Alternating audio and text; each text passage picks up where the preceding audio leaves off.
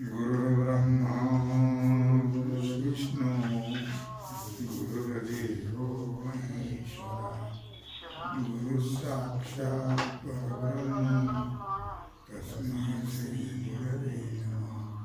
शंकरं शंकराचार्यं केशवं बादरायणं सूत्रभाष्यकृतो वन्दे भगवन्तौ पुनः पुनः।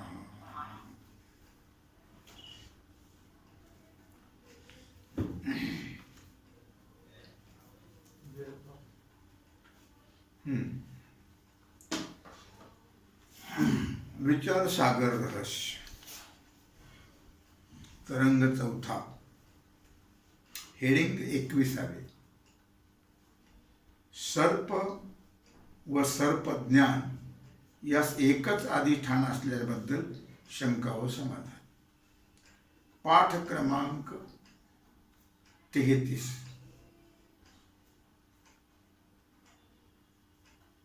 सर्प व सर्पज्ञान यास एकच अधिष्ठान असण्याबद्दल शंका व समाधान. इथपर्यंत आपण काय पाहिलं? भ्रमकाली सर्पाचा अधिष्ठान रज्जू उपहित चैतन्य आणि सर्पज्ञानाचा अधिष्ठान अंतःकरण उपहित चैतन्य, साक्षी चैतन्य, अशी दोन भिन्न भिन्न अधिष्ठाने सांगितली. सर्पाचं वेगळं आणि सर्पज्ञानाचं वेगळं. आता पण या संबंधी फार वाद आहेत. शास्त्रकार पटवून घेत नाहीत. ते आपला टेंबा फडकला मिरवला पाहिजे.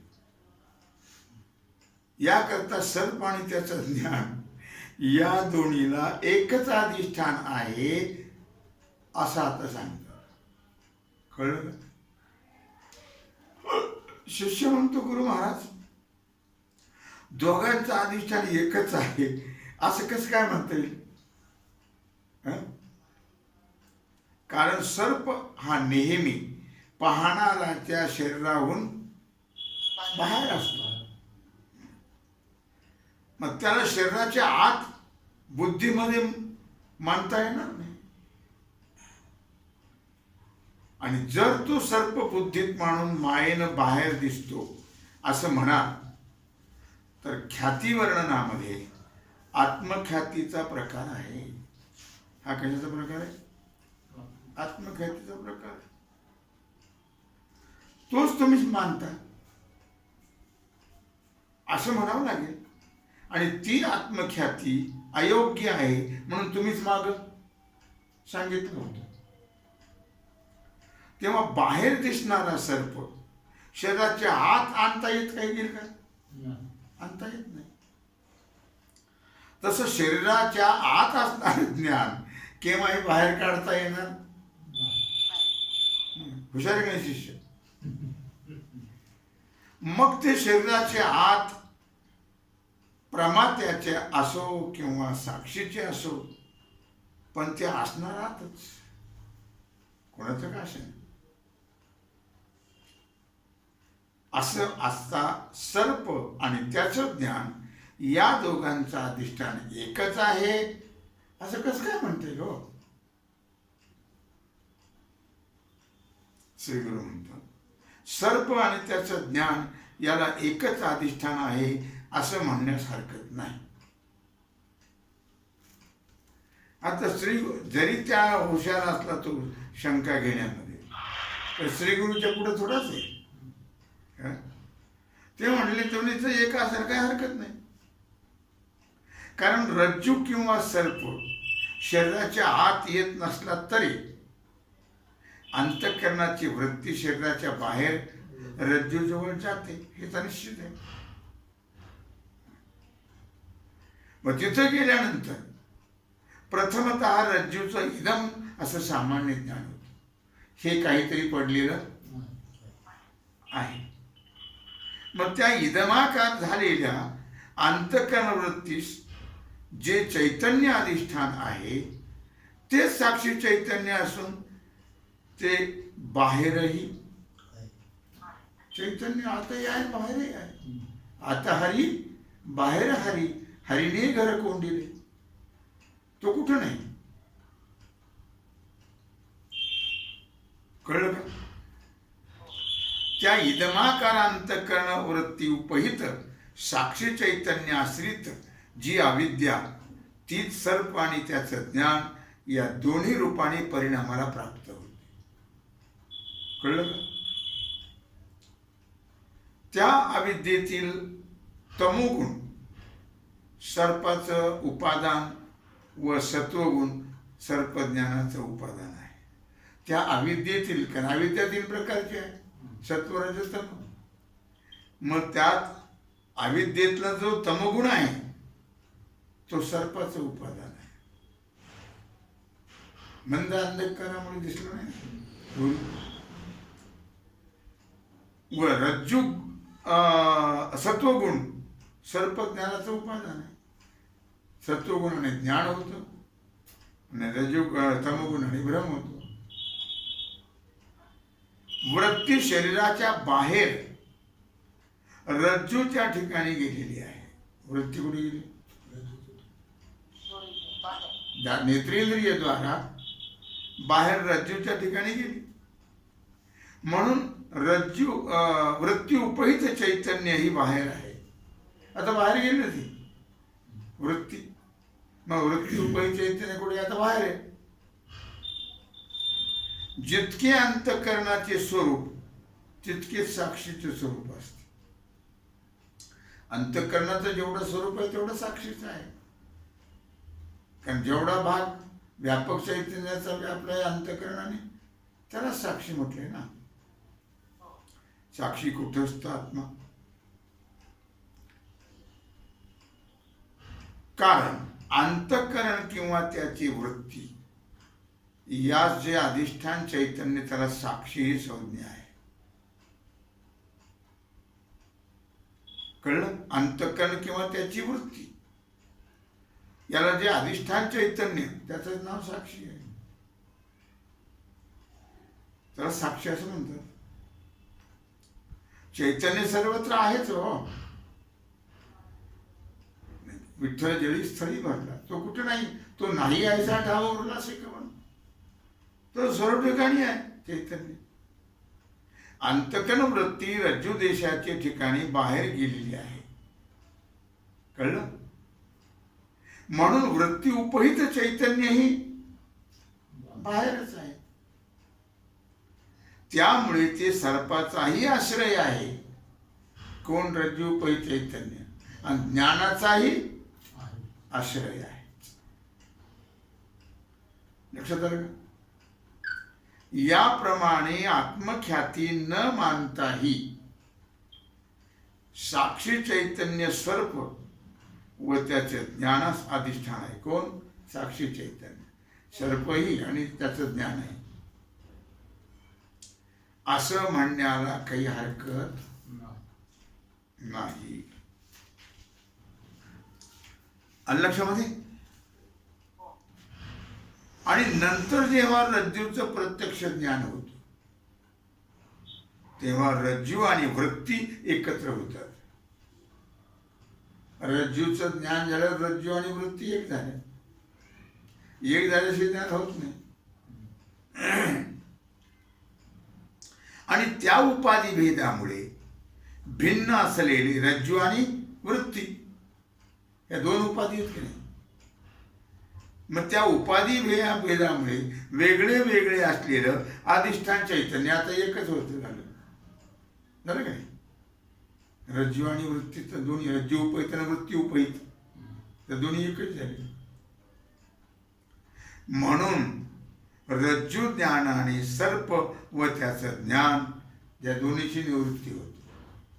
दोन्ही कळले की सर्प ज्ञान, सर्पाचं ज्ञान हे दोन्ही मिथ्याच आहेत, दोन्ही कल्पितच आहेत ना. मग दोन्ही गेले. शिवाय असं की एकाच रज्जूवर 10 पुरुषांना सर्प, दंड, माला, धुरेशा वगैरे अनेक पदार्थ दिसतात. कळलं? एकाच रज्जूवर. किंवा सर्वांना सर्पच दिसतो. आणि नंतर त्यापैकी ज्या पुरुषास रज्जूचा साक्षात्कार होतो, म्हणजे रज्जू कळते, त्याच्याच अंतःकरण वृत्ती उपहित चैतन्याच्या ठिकाणी अंतःकरण उपहित, रज्जू उपहित, वृत्ती उपहित, अंतःकरणाच्या वृत्तीनं जेवढा व्यापक चैतन्याचा भाग व्यापलेला आहे त्याला म्हणतात अंतःकरण वृत्ती उपहित चैतन्य. आणि त्याच्या ठिकाणी असणाऱ्या कल्पित पदार्थाची निवृत्ती होते. इतरांना दिसणाऱ्या पदार्थाची निवृत्ती होत नाही. बाकी त्याला अनेक दिसले वेगळे वेगळे, त्याची निवृत्ती नाही होत. जर रज्जू उपहित चैतन्य असलीत अविद्यात सर्वांना दिसणाऱ्या पदार्थास कारण म्हणावी तर सर्व पदार्थ सर्वांना प्रतीत झाले पाहिजेत. शिवाय कळलं का? रज्जू उपहित चैतन्य आश्रित अविद्यात सर्वांना दिसणाऱ्या पदार्थास कारण म्हटलं तर सर्व पदार्थ सर्वांना प्रतीत झाले पाहिजे. शिवाय एका पुरुषाच्या प्रयत्नाने त्या अविद्येची निवृत्ती झाली असता तिचं कार्य अनेक पदार्थाचं ते दुसऱ्या लोकांच्या प्रयत्ना वाचून निवृत्त झालं पाहिजे. एका झालं की सर्वच होईल का? कसं काय होईल? पण तसं तर होत नाही. म्हणून इदमाकार अंतःकरण वृत्ती उपहित चैतन्य असलीत अविद्येचं कार्य सर्प आणि त्याचं ज्ञान आहे हे सिद्ध होते. म्हणून इदमाकार अंतःकरण वृत्ती उपहित चैतन्याच्या आश्रित अविद्येचं कार्य सर्प आणि त्याचं ज्ञान हे आहे, हे सिद्ध झाले. याला उदाहरण भिंतीवर चित्रातलं सर्प. भिंतीवर चित्र काढतात सर्पाचं. कधी काढतात माहिती आहे? नागपंचमी, बरोबर. मग तो सर्प 10 पुरुषांनी पाहिला. त्या 10 पैकी एकाने तो सर्प पुसून टाकला. आता पाहिला बरं का, आणि एकाने तो पुसून टाकला. मग त्या 10ही पुरुषात तो दिसत नाही. आणि रज्जू सर्पस्थळी तर ज्याच्या ठिकाणच्या अविद्येचा नाश होईल त्यालाच तो सर्प दिसेन असा होतो. भिंतीवरचा सर्प आहे, सगळ्यांनी पाहिला, एकाने पुसला, आता सगळ्यात दिसत नाही. पुसल्यावर कसं दिसेल काय? आणि रज्जू सर्पस्थळी दोरीवर जो सर्प भासलेला आहे काय, मग ज्याच्या ठिकाणच्या अविद्येचा नाश होईल त्याला सर्प दिसणार नाही, दोरी दिसेल. आणि ज्यांची अविद्या संपली, नष्ट झाली नाही, त्यांना सर्पच दिसणार. कळलं का नाही? इतरांना दिसतच असतो. ज्याला दोरी कळली त्याला सर्पाने दिसणार, बाकीच्याला दिसणार. ज्यांचं अज्ञान गेलं नाही त्यांना दिसणार. म्हणजे ज्यांना दोरी कळली नाही, दोरी दिसली नाही, त्यांना दिसणारच सर्प. यावरून रज्जू उपहित चैतन्य आश्रित अविद्येचा परिणाम सर्प न मानता, रज्जू उपहित चैतन्य आश्रित अविद्येचा परिणाम सर्प न मानता साक्षी चैतन्य आश्रित अविद्येचाच मानणं जास्त संयुक्तिक आहे. मग कशाला गोंधळ घातला एवढा आतापर्यंत? असं फिरून फिरून फिरून तिथं यायचं पुन्हा. मग एवढ्या भानगडी कशा करतात? तसंच स्वप्न पदार्थांचं आणि त्यांच्या ज्ञानाचंही अंतःकरण उपहित चैतन्यच अधिष्ठान आहे. स्वप्न पदार्थ आणि ते पदार्थ ज्या ज्ञानामुळे कळले त्या ज्ञानाचं अंतःकरण उपहित साक्षी चैतन्यचं अधिष्ठान आहे. कारण स्वप्न पदार्थ साक्षी भाष्य आहे आणि साक्षीमुळेच कळतात ते. म्हणून त्या कोणताही पदार्थ साक्षी म्हणून करतो ना, कोणताही नाही, कोणता नाही, प्रातिभाषिक. आता हे सगळं प्रातिभाषिकच आहे, तो भाग सोडून द्या. पण तो साक्षीमुळेच कळतो सगळं. प्रातिभाषिक पदार्थाचा साक्षी भाष्य आहेत ते. कळलं का? बरोबर ते तुमचं म्हणणं. पण जेव्हा आपल्याला हे सगळं प्रातिभाषिक आहे असं कळल्यावर मग साक्षी करून ते सगळं प्रकाशित होतं असं म्हणायचं. हा लक्षात. अशा रीतीने साक्षी चैतन्य आश्रित असणारी सतासताहून विलक्षण जी अविद्या, साक्षी चैतन्य आश्रित असणारी असताहून विलक्षण अशी जी अविद्या, तिचा परिणाम सर्प आणि त्याचं ज्ञान हे दोन्हीही अनिर्वचनीय आहे. लक्षात आहे, दोन्ही अनिर्वचनीय आहेत. अशा अनिर्वचनीय सर्पाची प्रतीती म्हणजे मिथ्या सर्पाची प्रतीती आणि कथन, तिला अनिर्वचनीय ख्याती म्हणतात. मिथ्या सर्पाची प्रतीती, तिचं कथन, हे दोन्ही काय आहेत, त्याला अनिर्वचनीय ख्याती म्हणतात. इथपर्यंत अनिर्वचनीय ख्यातीचे वर्णन झालं. आता विषयाचा जास्त खुलासा करण्याकरता शिष्य पुन्हा प्रश्न विचार. 22वा हिडे, आधार व अधिष्ठान यातला भेद.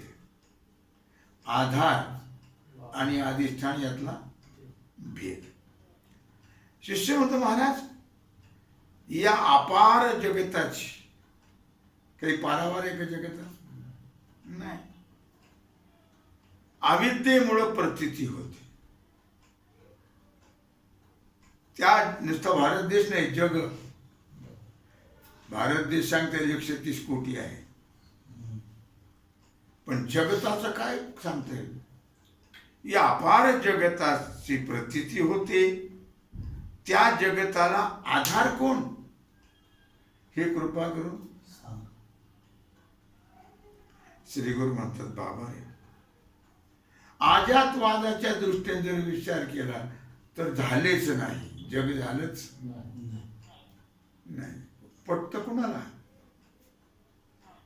हा, ब्रह्मात जेवढा पटतो तेवढा वास्तव पटत नाही. विवर्तवादाच्या दृष्टीने तुझा आत्माच या जगाला आधार आणि अधिष्ठान आहे. विवर्तवादाच्या दृष्टीने, आजातवादाच्या दृष्टीने जगच नाही. जे झालेच नाही तया लागी सुरू तशी काही. जेव्हा त्या कौरवा करता सगळ्या करता अर्जुन रडू लागला, वेडायच म्हणले, रे झालंच नाही, नाहीच आहे, त्याच्याकरता तू रडतोस. म्हणजे कळतं का माणसाला? कसं कळेल? भ्रम आहे, अज्ञान आहे पक्क. आणि विवर्तवादाच्या दृष्टीने जर विचार केला तर तुझा आत्माच या जगताला आधारही आहे आणि अधिष्ठानही आहे. आरंभी तू ब्रह्मरूप आहेस असं आम्ही तुला सांगितलं होतं. तत्वमसी, तो परमात्मा तू आहेस असं तुला सांगितलं.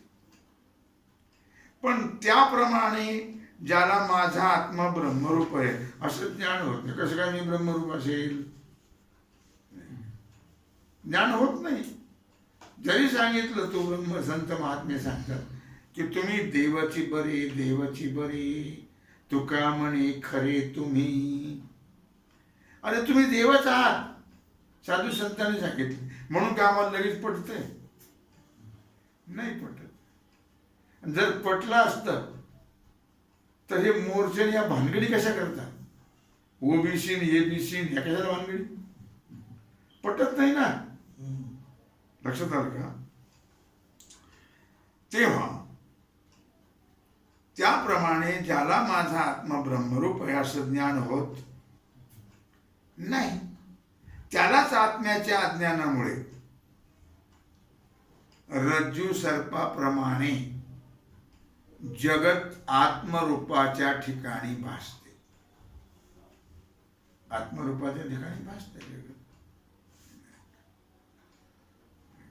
जगच नाही तर रडायचं कसं करतात? जे झालेच नाही. पण भगवान माऊली करता रडले तो भाग वेगळा आहे, तो वास्तव भाग आहे. बाकी जग हे मिथ्या आहे. माऊलीला समाधीला बसवताना भगवान रडले. आईसाहेबांनी विचारलं तुम्ही रडताय? सांगितलं रुक्मिणी. देव म्हणे रुक्मिणी हा एकच योगी देखिला नयनी. काय एकच, पुन्हा नाही होणार असं. आणि पुन्हा झालेच नाही. ज्ञानेश्वर महाराज, तुकाराम महाराज, नामदेवराय पुन्हा होणे नाही. जे गेले होऊन ते पुन्हा होत नसतात. पण माणसाला गेल्यावरच कळतात.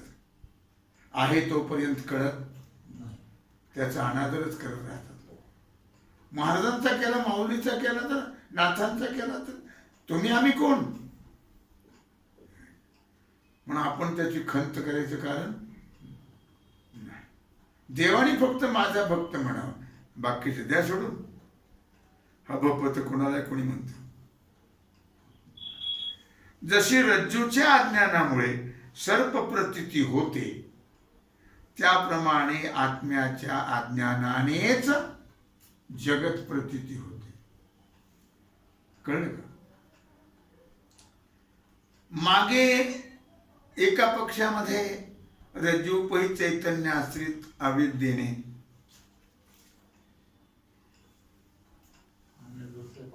आणि दुसऱ्या पक्षात साक्षी चैतन्य आश्रित अविद्येने सर्प भासतो. आणि सर्पाला अधिष्ठान चैतन्य आहे, रज्जू नाही असं जरी सांगितलं आहे, तरी चैतन्याला अधिष्ठानत्व येण्याला रज्जू ही उपाधी आहे. रज्जूमुळे रज्जूपही चैतन्य, रज्जूच्या उपाधीमुळे, अंतकरणामुळे अंतकरणोपही चैतन्य. चैतन्यात कुठं भेद आहे काय? म्हणून लवकर लक्षात येण्याकरता स्थूल दृष्टीने वरचा विचार, या विवेचनामध्ये, वरच्या विचारामध्ये रज्जू अधिष्ठान म्हटलंय. तसं रज्जू अधिष्ठान नाही आहे, रज्जू उपही चैतन्यच अधिष्ठान आहे. वास्तविक अधिष्ठान चैतन्यच आहे. ते स्थूल दृष्टी घेऊनच आम्ही पुढे सांगणार आहोत. असा मिथ्या सर्पाचा आधार आणि अधिष्ठान रज्जू आहे, त्याप्रमाणे मिथ्या जगताचा आधार आणि अधिष्ठान तुझा आत्माच आहे, असं श्री गुरुनी शिष्याला सांगितलं. तेव्हा झालेली सेवा भगवत चरणी समर्पित करून राहिलेला जो सेवेचा भाग आहे तो आपण उद्या पाहू. पुंडलिक वरदे हर विठ्ठल श्री ज्ञानदेव तुकाराम पंढरीनाथ भगवान की जय.